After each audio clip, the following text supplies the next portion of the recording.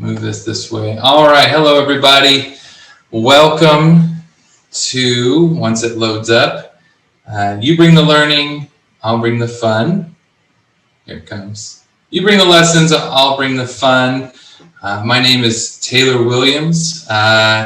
Before we get started into the fun and all the excitement that's going to be happening in this session, I do want to take a minute to just briefly introduce myself. I am coming to you from Fort Worth, Texas, former Hong Kong resident, my wife and I love Hong Kong, and lived there for a while. 3 of our 4 kids were born in Hong Kong, so we have a very special place in our hearts. But now I live in Texas. I'm the coordinator of digital and innovative learning for a school district here in Texas called Birdville Independent School District.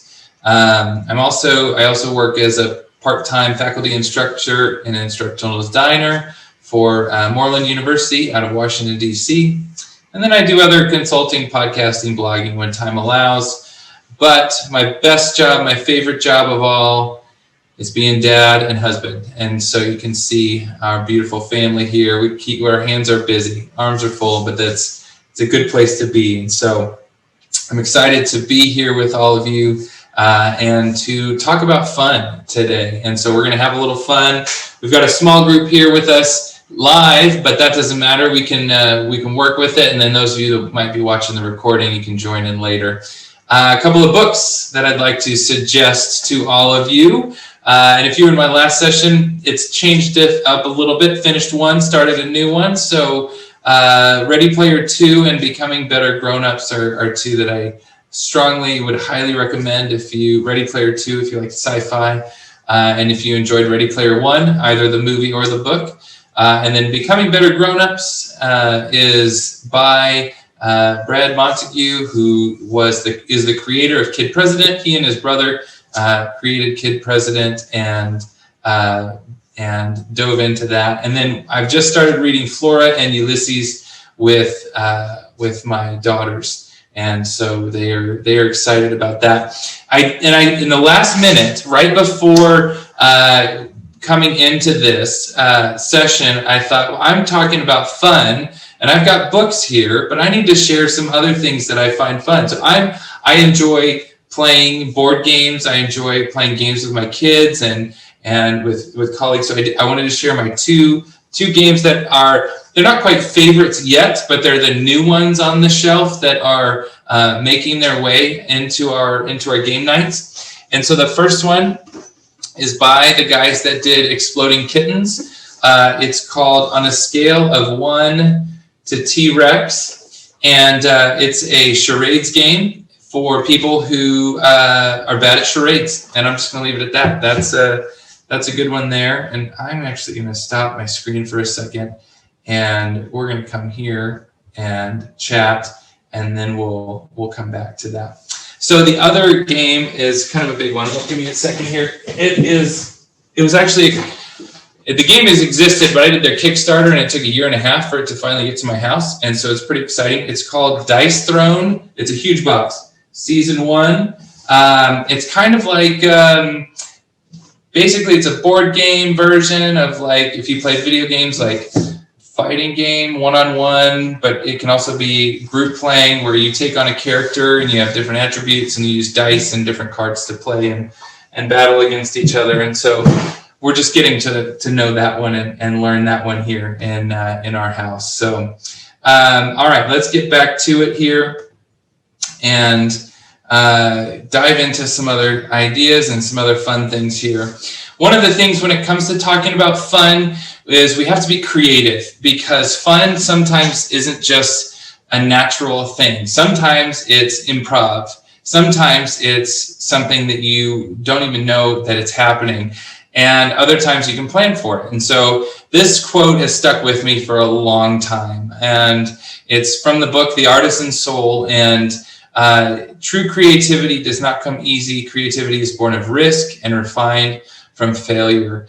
That if we're not risking things in an attempt to have fun, then it just might not be worth it. And so we have to have that risk, and we have to be creative in that and be ready for it there. So I wanted to kind of grease the wheels as we start in here. So we're bringing the lessons and bringing the fun here. And so our goal is to really, through this session, come away with understanding meanings of fun and ways that we can take our lessons and possibly modify them. And so there's going to be opportunities for those that are here live we'll have some discussion just together about different ideas. But then those of you who are watching the recording, there's also ways that you can join in on the conversation even beyond as you're watching this at a later time. So how would you define fun? That's what I want you to think about just in the back of your mind as you are working through this. And what do you find? How do you define fun, and how do you define fun in your classroom? That's something that can be different. Is fun only the times when you're able to just kind of chase the white rabbit and joke around, or do you purposely create experiences that you think are fun? Do you allow students to speak into experiences in order to make them fun? Things like that. So what we need to do, I've got a couple more quotes to kind of just get us thinking, get us starting here. Dale Carnegie, people rarely succeed unless they have fun in what they are doing.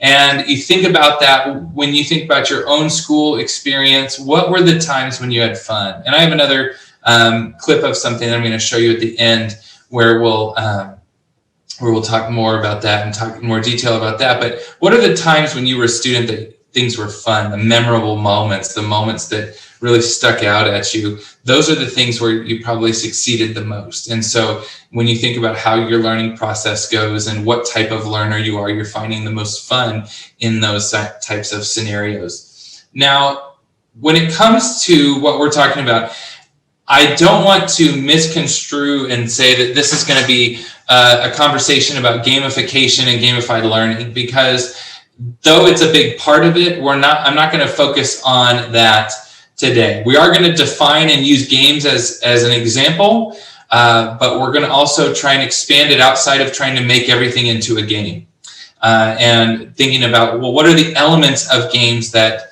really can make our lessons fun?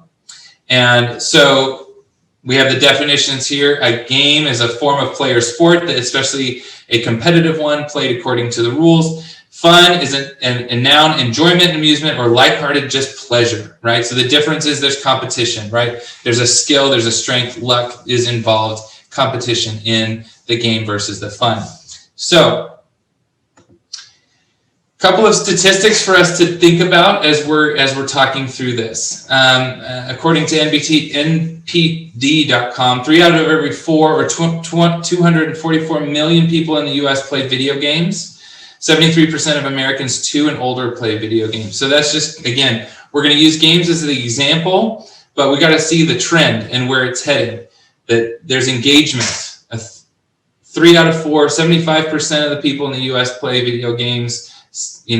So we got to think about it in that sense. If we think about the world, approximately 3.1 billion people worldwide play video games, and the growing segment is those that are playing on their mobile devices, so mobile apps, things like that. The nice part is that you think about the games that they're playing and the fun and the baseline strategy or the baseline design of those games. Those can be replicated. That's where the fun is in those, what they're developing in the games. And you see like Pokemon Go, and you see the console games there. Those are elements that fit, that we can put into our lesson experiences.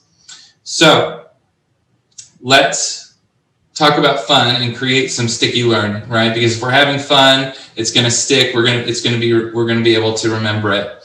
So what's going to happen? Where this all inspired? I was on Twitter, and I came across a post about the Mechanics Dynamics Aesthetics Framework, a formal approach to game design and game research. And it's from Northwestern University, and it's actually from the 90s. And inside of it, it's very much high level language, but there are elements in there that I was able to really connect with, and that was the 8 types of fun. And that's where we're going to go today. We are going to talk and explore the 8 types of fun, what they are, what elements they are, and then brainstorm ideas of how we can integrate those types of fun into our lessons, okay? So the first type of fun that we have here is sensation. So in this type of fun, you're evoking emotion, sound, visuals, action, experiences. You're getting those sensations. You're getting your senses lifted. Second type of fun is fantasy. You're having an experience as make-believe, traveling to another world, having powers beyond the normal, that type of experience. The third type of fun is narrative. You're living the story as it unfolds. You don't know what's going to happen. You don't know what the goal is, but you know that you're within the story. The fourth type of fun is the challenge, the competitive, the obstacles that continue to grow in difficulty over time and as challenges are completed. The fifth type of fun is fellowship, the social interaction, the collaboration, working as a team to achieve goals or solve challenges. The sixth is discovery, embarking into uncharted territory.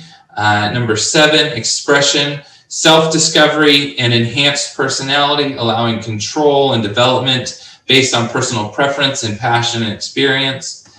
And then number 8 is submission. And that is repetitive, consistent experiences, such as, let's see, sorry, I've got someone else coming in here, such as repetitive experiences. And so we'll talk about that in a second. But first, with our small group that's here, we're going to have a little fun to get started. We have to wait just a second. And I'm going to shift some screens around here for myself, but we need to take a break, and we have to have a little fun before we can truly dive into this. So let me clear out of this here. There we go. And we're going to have a little scavenger hunt, everybody. So, and the funny part is, hi, Patrick. Nice to meet you. I'm Taylor. I know Jeff and Fabian, and Judy's here as my host to support me, so we can all play together, and it'll be good. So here's what we're going to do. Hey, Jeff. All right, we're going to have a little scavenger hunt based on what's around you in your office or where you're sitting in your location. Zoom scavenger hunt, all right? So the first thing on the list, and all you have to do is when you have found something, you just hold it up and show it to us in your camera. So the first thing that we are looking for is something that you would categorize as a toy, some sort of a toy that you have. You can hold up there. All right. We've got, Patrick's got something. Fabian's looking. Jeff's looking still. All right. Patrick, what do you got there? What is that? It's a microscope. Awesome. Jeff's got a stuffed ram. Excellent. Fabian, what do you have there? It's probably not a toy, but can you hear me? Yeah. Okay. It's not a toy. It's an orange peel. Hey, that you can play with that though. I can see you spinning that around on your finger. It's something like that. It's like a little ring. Yep. All right. The next thing on the list for our scavenger hunt, something around you, and it can't be the same thing. So as much as you like your orange peeler, Fabian, something that brings you joy that's around you. Something around you that brings you joy. Jeff, talk about your mug there. Why does that bring you joy? Well, one, because it gives my daily dose of coffee, but two, because if you look at it, it's from Guam, and it brings back my memories of being in Guam, several times. Awesome. Guam's a great place. We've never been there, but we've got friends there that say it's beautiful. Patrick, you've got a plant? Yeah, it was a present from our PTC, the parent community, and the little note on it says quarantine sucks, and it's like a succulent, so it's like excellent. So that's a good pun. Yes. And Fabian, I saw you held up your cup. Yep, just like Jeff, daily dose of awesomeness. That's right. Yeah. But first coffee, right? But first coffee. All right, let's do one more. Let's see. The most unique thing that you have within reach. The most unique thing that you have. And remember, what might not be unique to you might be very unique to us. Same one. I'll play along with this one. All right. So, Patrick, is that your phone? It's the new Samsung S21 Ultra. Okay. Look at that thing. It's like a window. Yeah. That's excellent. Jeff, is that your hat? Yeah, but it's from Portugal and it's made of cork. The actual material that it's made of is real cork. Is that comfortable? Yeah, very. Oh, very nice. What's it like when it gets wet? Yeah, that's interesting. Fabian, what did you find? I don't have a lot of stuff around me. I'm going to go with my orange peeler again. Okay, that is very unique. The one thing that's within reach for me, and then we're going to get moving on, is my son had Western Day at his preschool last week. And, they're not allowed to bring things into school. And so they made a horse out of a pool noodle. So you can see its eyes and its nose and its mane. So I have a noodle horse here sitting next to me, staring at me as we go. Hi, Andrew. Welcome. All right. Well, let's swing back into this here, and I'm going to move my screens around a bit. And we just finished our play break. We're going to dive back in and talk about some types of fun. If I can get my screen shared back up here once it loads here. All right, so we had our scavenger hunt. Always a fun thing to do, especially on Zoom. All right, so again, I want to come back just before this and talk about just the central idea about where we're headed in this after we got distracted playing. Is we're talking about the 8 types of fun based on the mechanics, dynamics, and aesthetics framework by Marc LeBlanc and his people from Northwestern. And I got to say this too, that there are a ton of different gaming frameworks out there. So this is just one that I stumbled upon. I'm actually going to introduce another one to you. But the goal right now is we're going to go over the first 4, and I'm going to share a couple ideas that I have as I've been thinking about these types of fun. And then we're going to have a time to just come back together and just discuss ideas, where you've created or experienced fun in your own teaching, and discuss it as a group. And then we'll take it and we'll talk about the last 4 types of fun, and then we'll keep moving forward. So the first one is sensation. So these are games that directly engage the senses: see, touch, feel, experience. So thinking about sensation, what parts of your lesson design can be altered to engage the senses? And so some game examples, right? I said that we would use games as examples. Things like Guitar Hero, Just Dance, the board game Quelf, which is basically you do what the cards say. So you're kind of scavenger hunting, but more than that, you're moving around.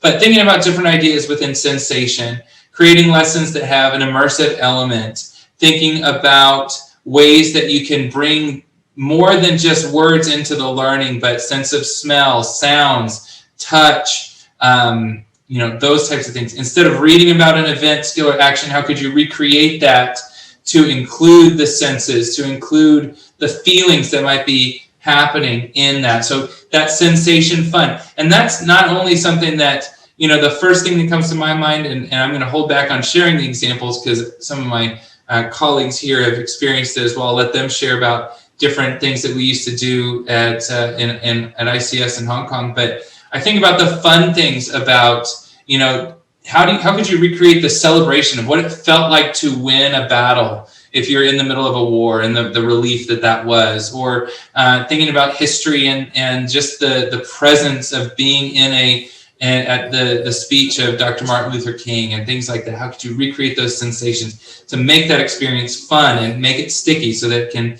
can grow?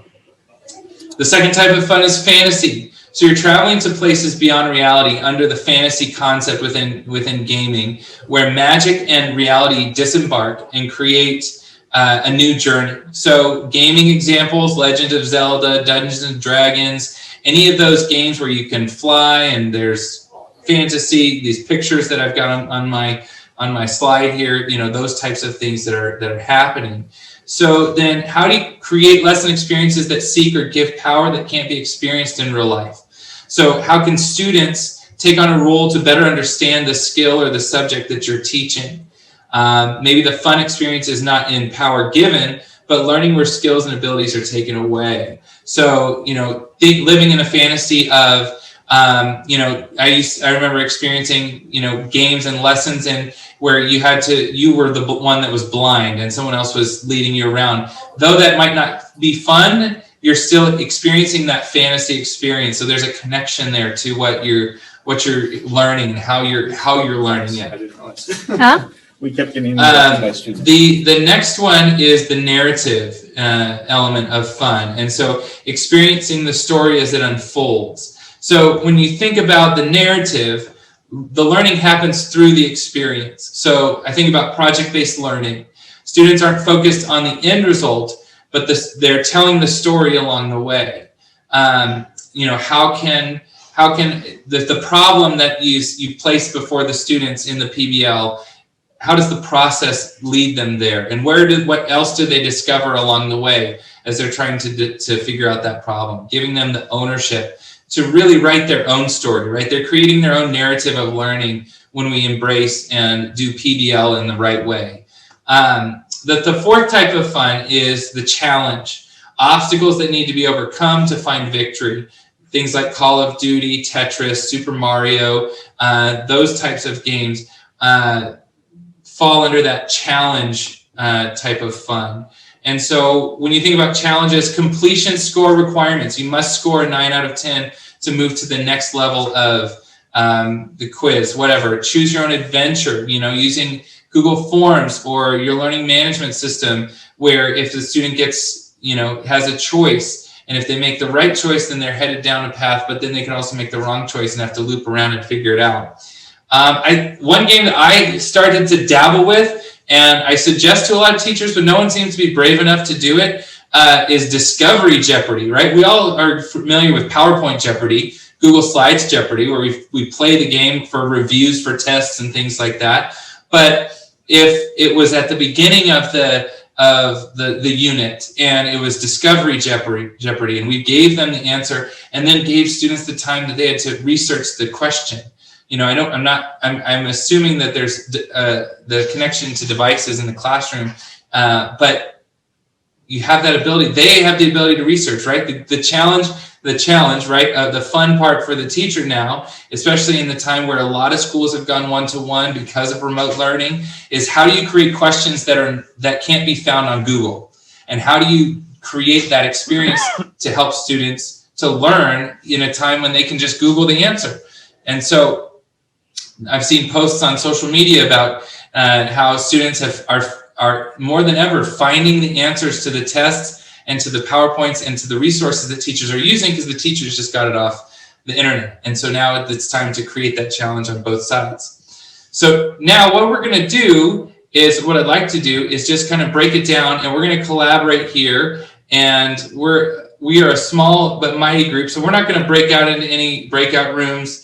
And I'll put this the link to this Padlet here. We're not, if you feel like you want to add to it, feel free. But we're just going to discuss. I think that's going to be a lot better here. But thinking about those 4 types of fun: sensation, fantasy, narrative, and challenge. What are some ways that you have experienced that? Any types of these types of fun?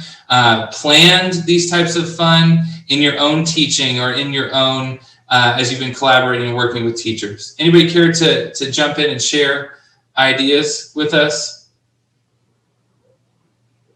Andrew, go ahead. Yeah, sure. When you were listing some of those, I was I do some of that, but it doesn't always end up in fun. So although you do that, it might not always end up in fun. I'm lucky because I'm a design teacher, so I've got some fun for the sensations of what one student's printed there or cut out some stuff today. They're going to find out. Unfortunately, it's not going to be so fun because he's going to find out that the box he designed does not actually fit together. But that's part of it, right? Like playing and trying trial and error.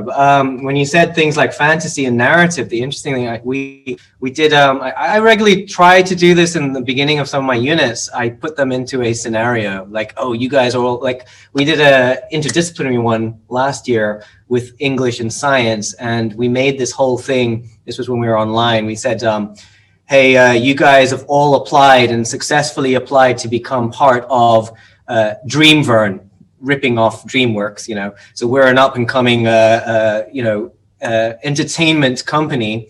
You guys are all coming in, and you guys have to become emotional engineers. So our week-long thing was going to be that you're going through the training of the emotional engineering. We had a logo and everything, which hopefully was fun. I think some of the age group I was pitching it at, like these 13, 14-year-olds, they're a bit like, yeah, what is going on here? But I think they kind of grew into it. And so like trying to build that in, I find like it's hard work, but trying to put it in, but it doesn't always come across as fun to them.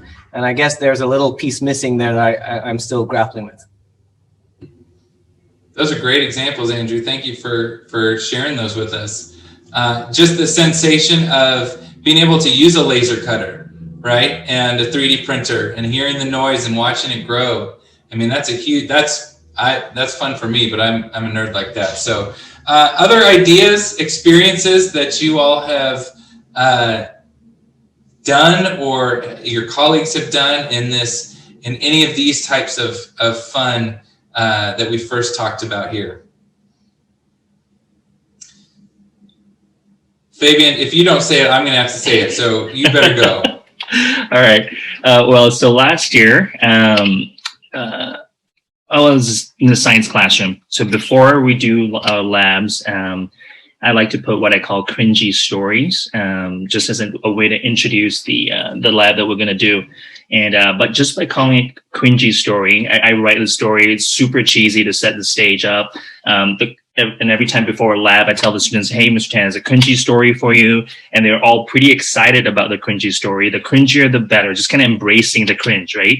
And then kids start the lab, they're pretty excited. It's a lab. They're going to investigate rocks, right? It's a lab. They're going to build a bridge, but I added dragons in there. I said, okay, you're going to save Spaghetti Town, and by using, so it just embracing the cringe was kind of helpful I taught 7th graders, so it was pretty fun.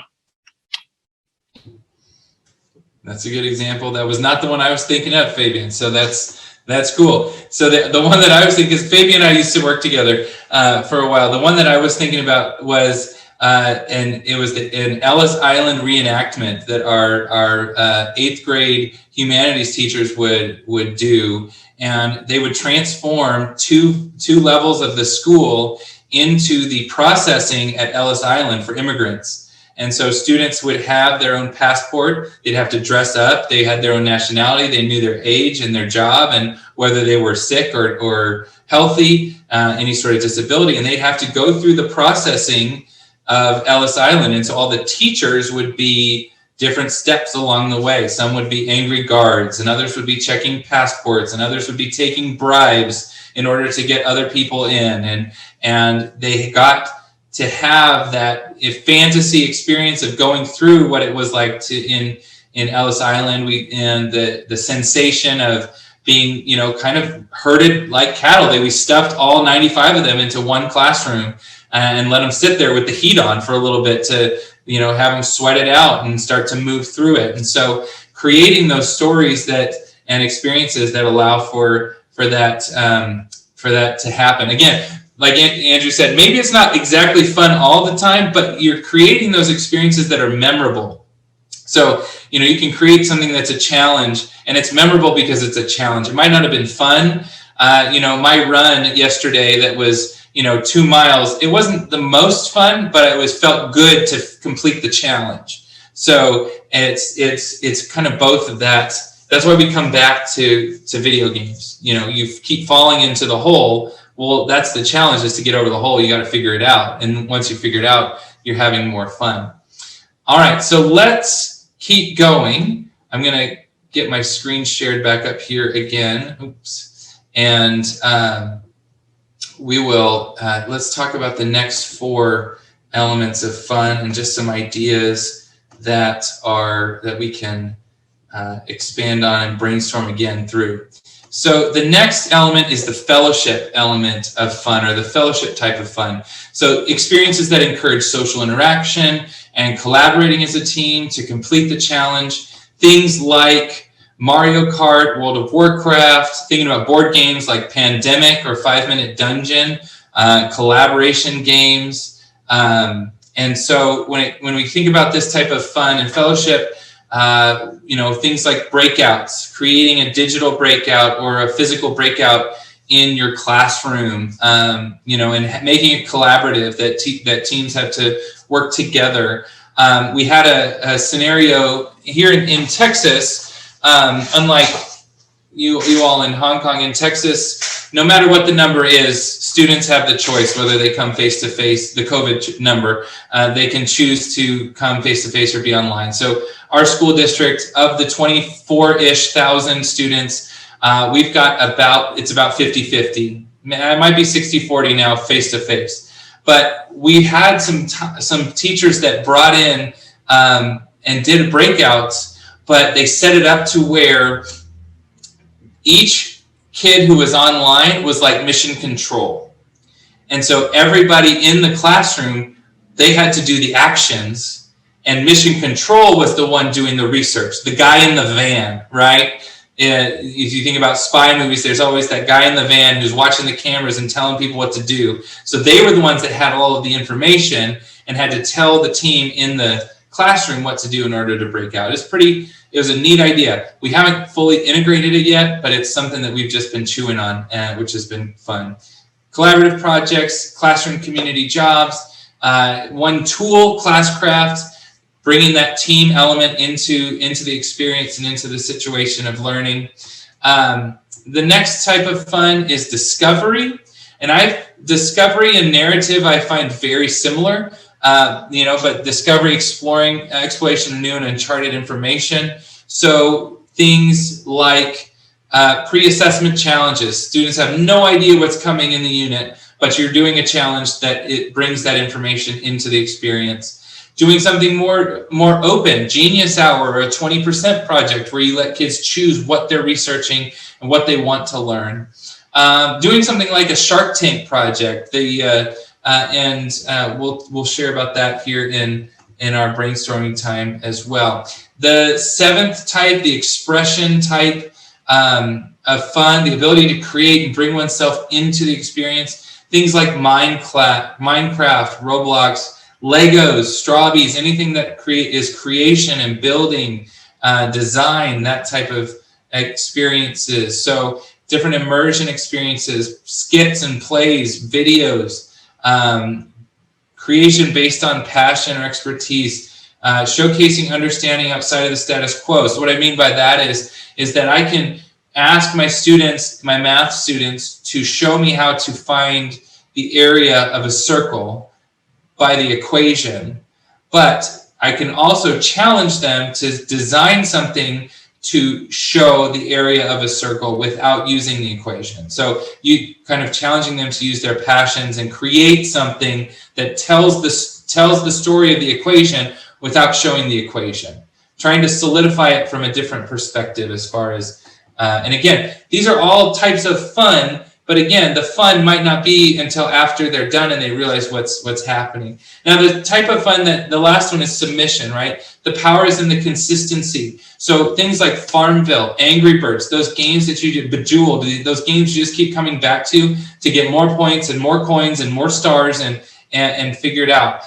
This one is probably the toughest one to think about when it comes to in the classroom, because we already do that a lot with the repetition and memorization and things like that. And that's, at least my goal, is to kind of keep away from that. But you could do it by earning points based on practice leveling up over time. I think about the structure of Khan Academy and how as students complete those levels, they earn points, they level up. You know, there's GimKit, where kids can earn points as they're playing the reviews and then spend those points somewhere else. So I want to come out of my presentation again, and let's talk about those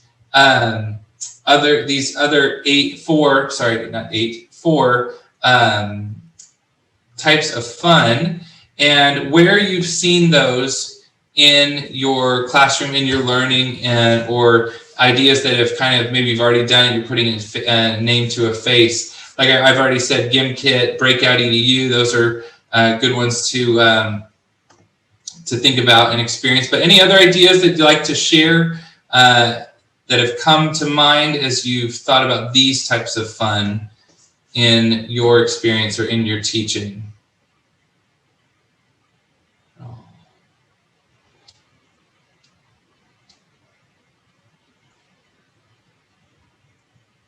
So the one that I wanted to share, the Shark Tank and the Discovery, I had a friend, two friends, they were both theater teachers, they passed the Shark Tank on, and then I've seen it, I actually suggested it, and we've had some teachers here in the school district here do it as well. The goal, the objective of the lesson and the experience or the project was design and public speaking, right? And so the students would watch, an episode or just a couple clips of Shark Tank, learn about becoming an entrepreneur, and then they would have the opportunity to work together to create some product, something that doesn't exist, something that solves a problem that's not there.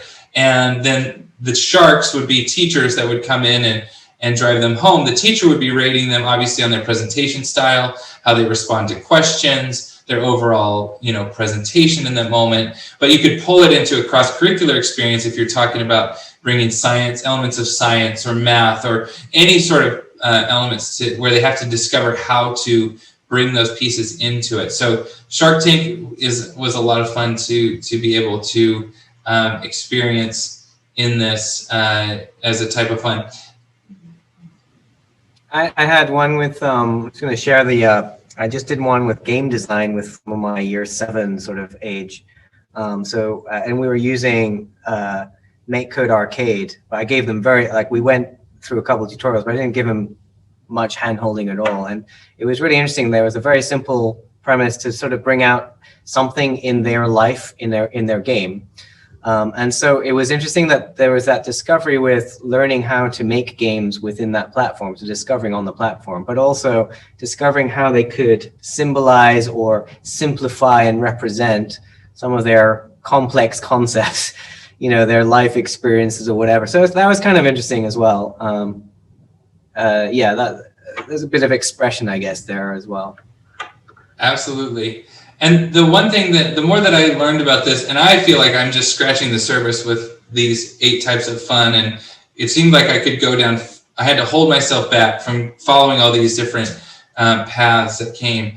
But even as I'm describing things, I'm trying to keep them within one type of fun, but it's a blend, you're blending it together, right? It's going to be a challenge, but it's also going to be collaborative, and it's going to be discovery, or it's going to be fantasy with the sensation, and it's going to be the narrative, and because they're going to tell the story. So it's not like we are trying to silo off our lessons and saying, well, these are the only types of fun. I don't think that it's possible. I think it's possible to create one that has all 8 types of fun, but it's getting creative with how and what you are designing those learning experiences within your classroom.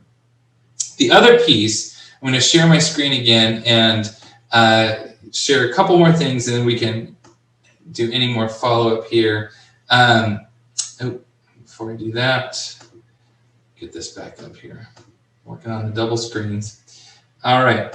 So the other piece about this, like I said, this is one framework, the 8 types of fun, but something else to consider as you think about what types of fun, game elements you're bringing into your classroom is, this is called the Bartle player type model. And this is taking elements of games and considering what types of players connect with what types of games. And obviously Killers is probably not the most school friendly model to bring into, discussions and planning. But if you think about it, in this study and what was done as far as game psychology, Killers were interested in acting and players. So they're interested in interacting and that challenge, achieving it and moving into that element, acting on challenges, growing in the process. Achievers are interested in acting and the world. So they're interested in discovery and challenge. Socializers, interacting and players. So they're interested in maybe discovery, narrative, collaboration, being there, being around with others. And then the explorers, interacting and the world. And so the explorers are looking at, just like I think of Zelda or Final Fantasy, you're walking through and you're experiencing all these. So there's lots of things, because you could go into the game psychology of our students and try and design towards the majority or differentiate towards the majority of your students. So there's lots of different ways to approach fun and how it could work within your lesson design in your classroom. I wanted to share this clip here. This is Dan Heath, and he and his brother Chip have written many books. This is from his book called The Power of Moments. And I think it really kind of ties together, a lot of the brainstorming that we've been doing and just the ideas that have been shared. This brings home kind of this concept of fun and how it could fit into the classroom.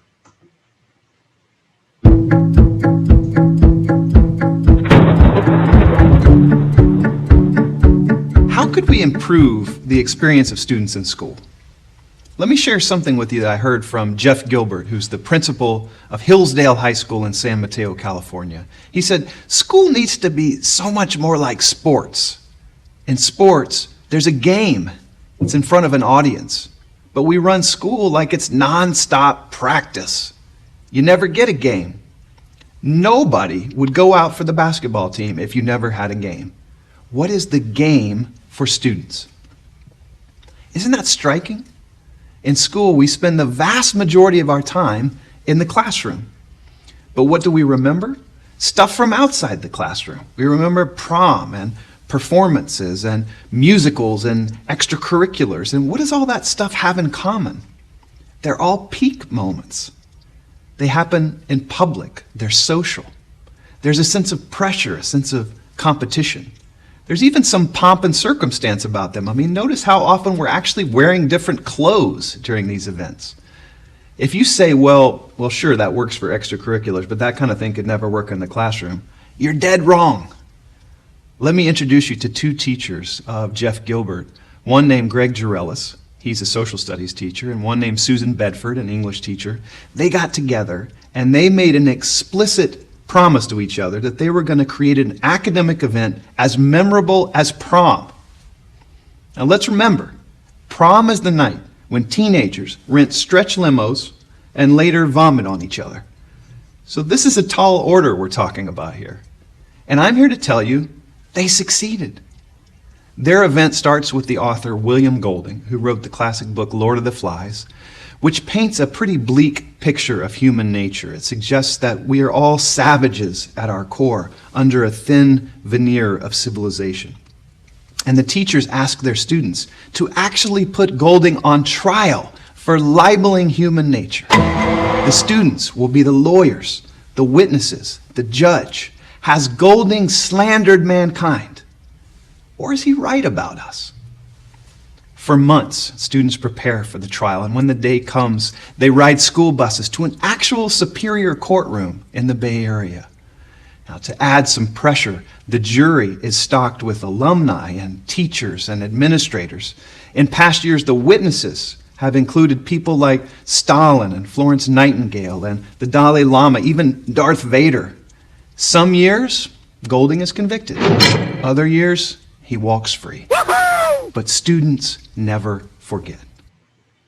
There should be more peak moments like this in the student experience. In fact, there is a movement underway to allow students to do what's called public presentations of learning, where they can really dig into a topic and then present their findings in front of an audience. Parents already come to swim meets and dance recitals and musicals. Shouldn't they have a chance to see what their children are learning? If we care about improving the student experience, we need to move away from the drudgery of nonstop practice and learn to punctuate that practice with peak moments. As crazy as it may sound, shouldn't every student have an academic experience that's as memorable as prom?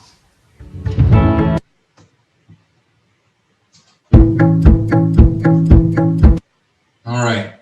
So that video really hit me hard. The book is excellent. I highly recommend it. As you think about this for moving ahead, creating those peak moments, using the types of fun to create pathways to have those memorable moments and those experiences. And I think about what he talked about with the opportunity for students to show what they're learning, and the framework for a 20% project or for a Genius Hour project where you're bringing in an authentic audience beyond just the classroom. So I wanted to thank you all for being a part of this and coming and joining me in experiencing the types of fun. It's a pleasure to see all of you and experience this with you. I wanted to, let me stop sharing my screen and just open it up for any questions or thoughts, final thoughts before we close out and say, push you on to lunch in the afternoon, or where I can go to bed.